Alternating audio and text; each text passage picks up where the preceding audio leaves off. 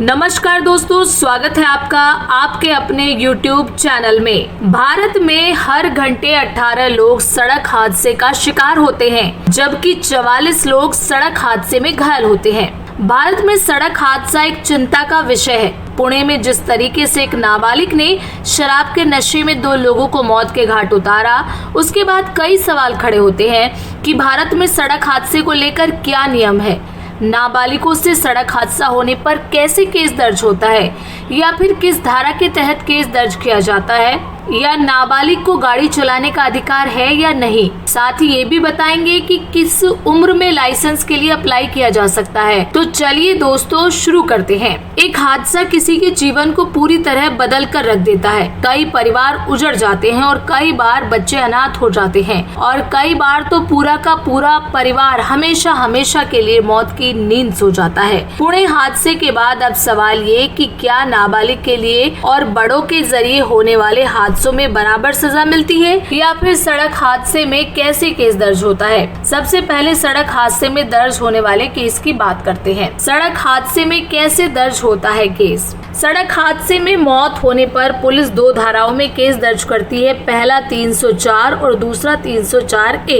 दोनों की सजाओं में भारी अंतर है। 304A जिसमें महज 2 साल की सजा का प्रावधान है, वहीं 304 में 10 साल की सजा मिलती है। लेकिन ज्यादातर केस में पुलिस धारा 304A के तहत लापरवाही से गाड़ी चलाने का केस दर्ज करती है, जिसमें 2 साल की सजा का प्रावधान है और जमानत भी थाने से ही मिल जाती है। जबकि 304 के तहत आपको जेल जाना ही पड़ता है। उदाहरण के लिए चालक ने लाल बत्ती जंप की और आगे कोई गाड़ी आ गई, हादसा हो गया जिसमें किसी की मौत हो गई। इसमें माना जाता है कि चालक ने लापरवाही की। वहीं धारा 304 के तहत तब मामला दर्ज किया जाता है जब चालक खतरनाक ड्राइविंग कर रहा हो, शराब पीकर या रॉन्ग साइड गाड़ी चला रहा हो और हादसे में किसी की मौत हो जाए तो धारा 304 के तहत मामला दर्ज किया जाएगा। इसमें धारा 304 के साथ 279 लापरवाही और धारा 338 खतरनाक ड्राइविंग भी लगाई जाती है। अब बात करते हैं कि अगर नाबालिग से कोई हादसा होता है तो क्या सजा होती है।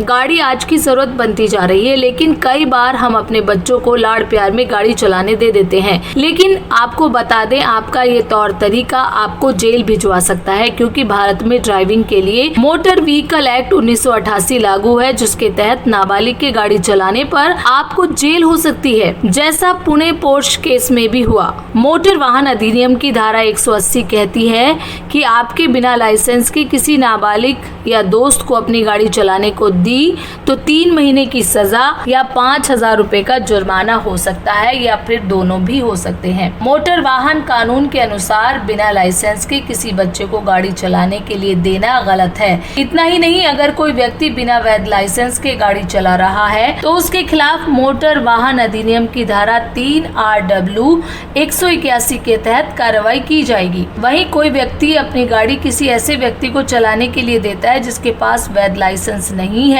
तो इस मामले में मोटर वाहन अधिनियम की धारा 5RW 180 के तहत सजा देना और जुर्माना दोनों का प्रावधान है। आइए अब दोस्तों इस बीच आपको बता देते हैं कि क्या है मोटर वाहन अधिनियम 1988। मोटर वाहन अधिनियम 1988 सड़क परिवहन वाहनों के लगभग हर एक हिस्से को नियमित करता है। ये ड्राइवरों और कंडक्टरों के लाइसेंस, मोटर वाहनों के रजिस्ट्रेशन, उनके परमिट को नियंत्रित करने के अलावा ट्रैफिक नियम, संबंधित इंश्योरेंस, देनदारी और जुर्माना आदि पर दिशा निर्देश जारी करता है। मोटर वाहन अधिनियम किसी भी चालक के लिए वैध ड्राइविंग लाइसेंस होना अनिवार्य बनाता है और मोटर वाहन अधिनियम के तहत रजिस्टर हुए बिना कोई भी वाहन नहीं चलाया जा सकता। यानी साफ है कि अगर किसी नाबालिग से हादसा होता है तो सजा उसे गाड़ी देने वाले शख्स के खिलाफ होगी और नाबालिग होने का फायदा आरोपी को मिल जाएगा। अब हम आपको ये भी बता दें कि भारत में गाड़ी चलाने के लिए वैध उम्र है क्या।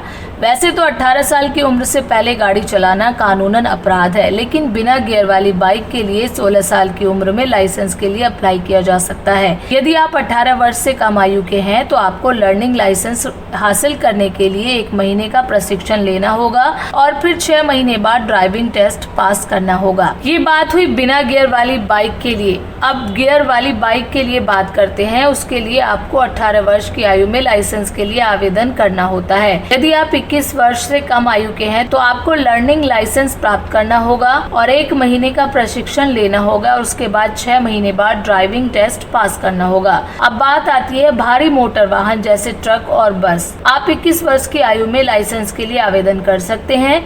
यदि आप 22 साल से कम उम्र के हैं तो आपको लर्निंग लाइसेंस प्राप्त करने के लिए 1 महीने का प्रशिक्षण लेना होगा और फिर 6 महीने बाद ड्राइविंग टेस्ट पास करना होगा। यहाँ गौर करने वाली बात यह है कि सभी आयु जो सीमा है वो न्यूनतम है। लाइसेंस हासिल करने के लिए आपको ड्राइविंग टेस्ट पास करना ही होगा। आपको मेडिकल टेस्ट भी पास करना होगा। आपको सड़क परिवहन नियमों का ज्ञान होना भी जरूरी है। अब बात आती है कि आवेदन कैसे करें, तो आप राज्य के परिवहन विभाग की वेबसाइट या कार्यालय में आवेदन कर सकते हैं। इसके लिए आपको जरूरी दस्तावेज जमा करने होंगे जैसे आयु प्रमाण पत्र, पते का प्रमाण, medical certificate, passport size photo. दोस्तों, सड़क हादसा गंभीर समस्या है।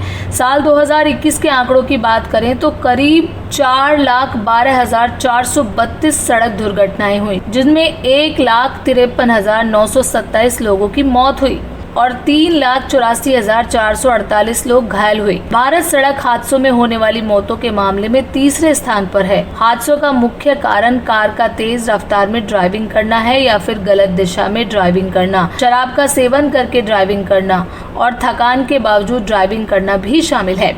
इसके अलावा खराब सड़कें और खराब सड़कों पर कम रोशनी भी इसकी एक वजह रही है। पुराने वाहन और यातायात नियमों का पालन न करना भी सड़क हादसों की एक वजह है। वैसे तो हादसों को रोकने के लिए साल 2010 में सड़क सुरक्षा पर राष्ट्रीय कार्यक्रम शुरू किया गया, जिसका मकसद 2020 तक सड़क हादसे में होने वाली मौतों को 50% तक कम करना था। लेकिन आंकड़ों पर गौर करें तो उससे साफ होता है कि इसका कोई खास असर पड़ा नहीं है। ऐसे में जरूरत है कि सरकार सख्त कानून लागू करे और उनका पालन जरूरी हो। सड़क सुरक्षा शिक्षा और जागरूकता कार्यक्रमों को बढ़ावा देने की भी जरूरत है। हमें यातायात नियमों का पालन करना चाहिए, हेलमेट और सीट बेल्ट पहनना चाहिए। सड़क हादसों को कम करना एक सामूहिक प्रयास होना चाहिए। तो दोस्तों, उम्मीद करते हैं आपको ये वीडियो पसंद आई होगी। वीडियो पसंद आए तो प्लीज इसे लाइक करें, शेयर करें। चैनल पर नए हैं तो सब्सक्राइब भी करें। मिलते हैं नेक्स्ट वीडियो में, तब तक के लिए नमस्कार।